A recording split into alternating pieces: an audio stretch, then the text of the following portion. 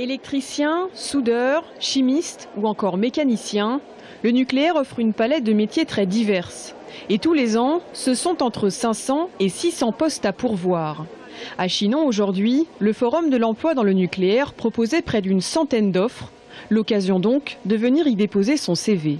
Vu que ça fait 25 ans que je suis chaudronnier, c'est la chaudronnerie qui m'intéresse le plus.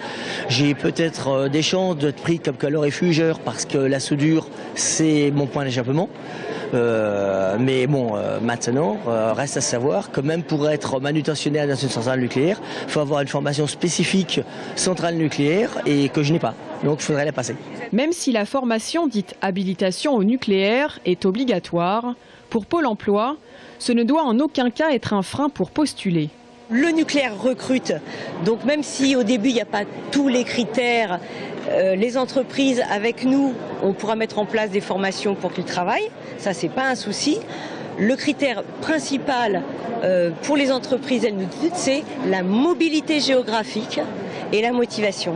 La mobilité, on peut être amené à déplacer sur toutes les centrales du Val-de-Loire, voire sur toute la France. Du côté des recruteurs, ces forums sont l'occasion de ferrer de nouveaux profils. Des profils qui n'auraient pas forcément fait la démarche de venir vers eux.